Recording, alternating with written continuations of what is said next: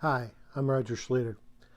This video is really about the terms of your loan, and if you kind of know what the parameters are of some of these terms, you can really kind of make your own deal, to a point.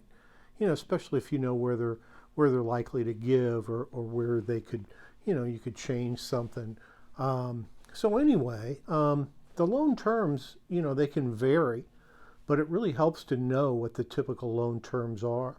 And the loan terms for banks or for SBA, which will be very different. This is an overview of the terms, of the loan terms, the loan interest rate, the guarantees, the collateral, and the conditions or covenants. And that's usually the whole bit about a loan. Now you can have some kind of weird things in there, but that's mainly most of what's going to be in your loan document. You're usually going to have a note, which is going to have most of this on it, and then you would also have a document that actually attaches the collateral to your loan. So anyway, let's go ahead and look at it on the term of your loan, and that is the length of your loan. And a lot of times when they talk about terms of the loan, they're talking about all the terms, the interest rate, the everything. But usually if they just say a term would be the length of the loan. Usually when we have like a line of credit or inventory loan, banks want to make those relatively short. Lines of credit are renewed annually, so they're 1-year loans. And then inventory loans too, they want them short. Kind of depends what your inventory is. If your inventory has a pretty short life, they want to keep it very short. And then if your inventory is something that has a longer life or that has more value, they could probably go a longer period of time. SBA will go, they can go up to 10 years on most stuff. I know on a line of credit, they'll usually go 3 to 5 years, but they have to find a bank to do that line of credit with them. And a lot of times banks don't want to do lines of credit for 3 to 5 years. So a lot of times those are harder to get. But anyway, SBA will do working capital, and they'll do inventory loans, and they'll do, equipment loans, all of those, up to 10 years. So banks don't really like that. They don't like doing that for 10 years, but and that's SBA. I mean, basically they'll do a lot of these really short-term assets for 10 years. Banks will usually do equipment, furniture, and fixtures for like 3 to 5 years. Like a auto, they would prefer it to be 3 to 5 years. A lot of times banks, when they're doing equipment for a loan, they would prefer 3 years. And like I said, banks will do SBA will do up to 10 years. And then you've got real estate. Banks are going to want to do it 15 to 20 years. And then, like I said, SBA, you can do it up to 25 years. So, SBA can be a lot better deal, if you're wanting to know the term, the length of your loan. The one thing on the real estate loans, when banks get into the longer term loans, they're not going to fix that loan. They're either going to have it a variable loan, or they're going to go ahead and fix it for 3 to 5 years, and they will amortize it over 15 to 20 years. So when they amortize it, you're paying the note like it is on 15 to 20 years. But the note is actually only for 3 to 5 years. And then when that 3 to 5 years is up, then they renew it. And it gives them a chance to catch up to the interest rate, but it also gives them a chance not to renew it also. So you do want to be on good terms with your banker and your bank whenever you have loans that come up for renewal. The second thing is interest rates. Banks will a lot of times, like I said, they'll fix the interest rate for 3 to 5 years, or they'll do a variable rate. And almost all variable rates they vary with prime. You can use some other benchmarks, but 95% of them use prime. And then they want to, when they renew that loan, if they do a 3 to 5 year, fixed rate and the loan's 15, 20 years, then they'll have to renew it, and it gives them a chance to reset that interest rate when they renew it. And then, prime rate is what bank gives their best customers. I mean, the short term, it's the rate is a short term rate, and it's to their best customers. Most customers, if they're not their absolute best customer, will get 1 to 3% over prime. So, if prime's at, let's say prime right now is, let's say it's at, right now it is around 3.5, but if you watch this a couple of years from now, it could be 10. So anyway, let's say it's 3.5. That's the rate they give their best customers for short-term loans like lines of credit. And then they're going to give their other customers, it's going to be, 4.5 up to like 6.5. Now SBA controls the rate, not banks can go as low as they want on the rate, but they won't. But SBA tries to control the max that they can charge, and SBA the max is 2.75 over prime.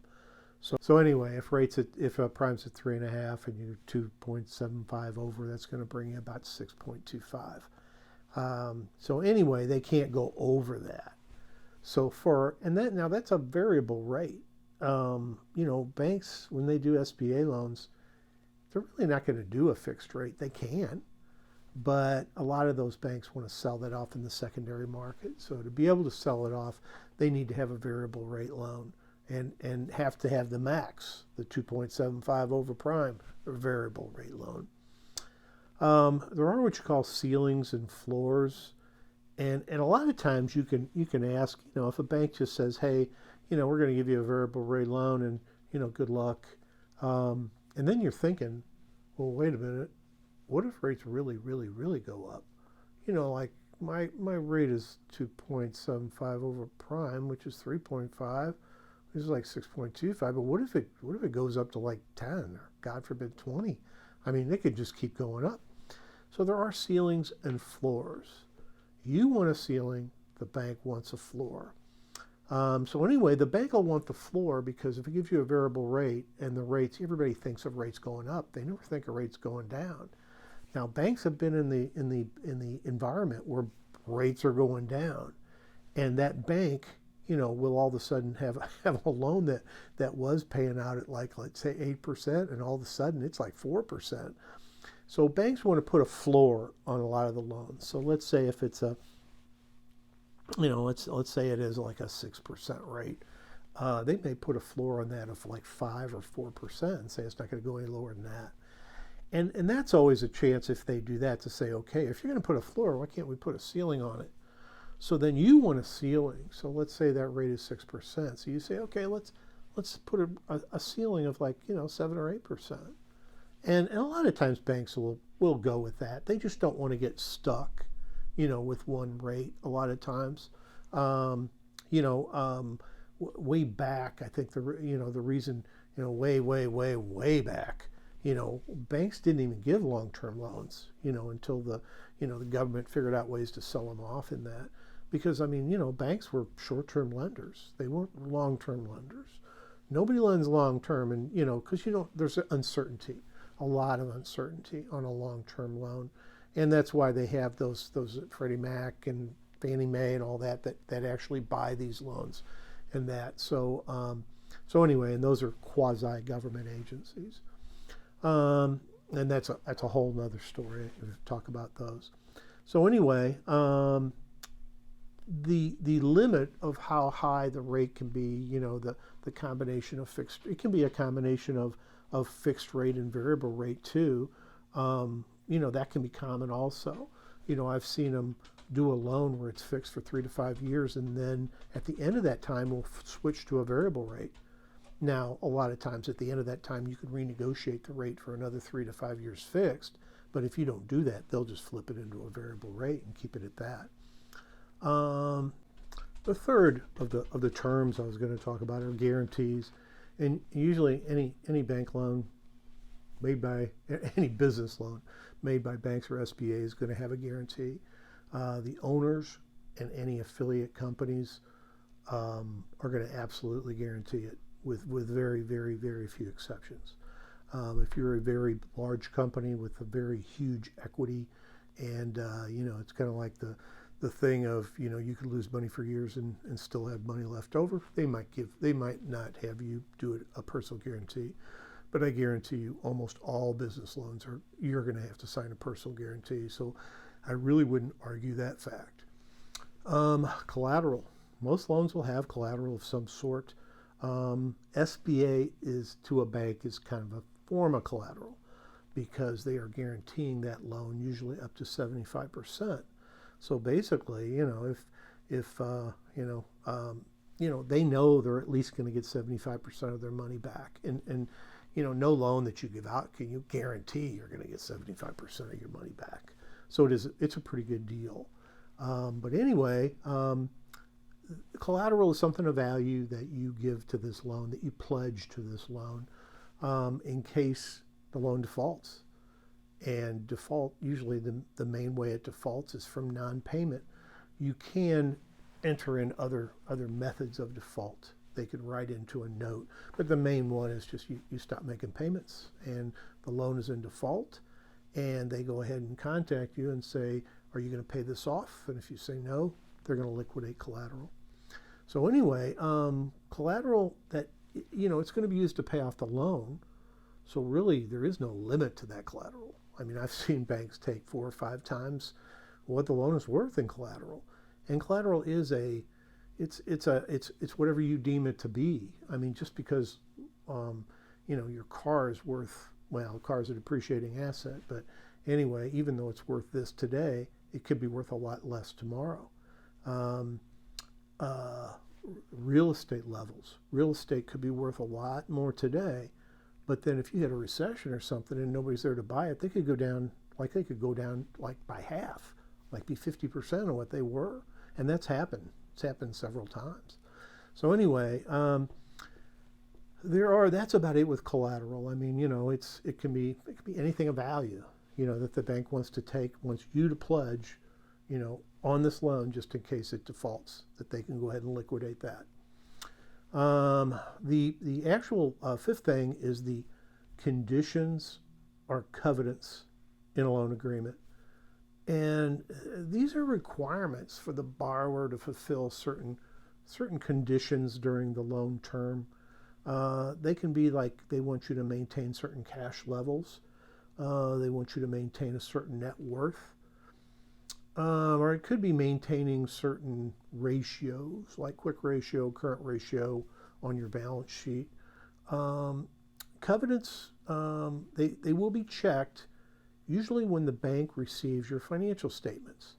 And then they'll go through those covenants and say, hey, have you met these covenants?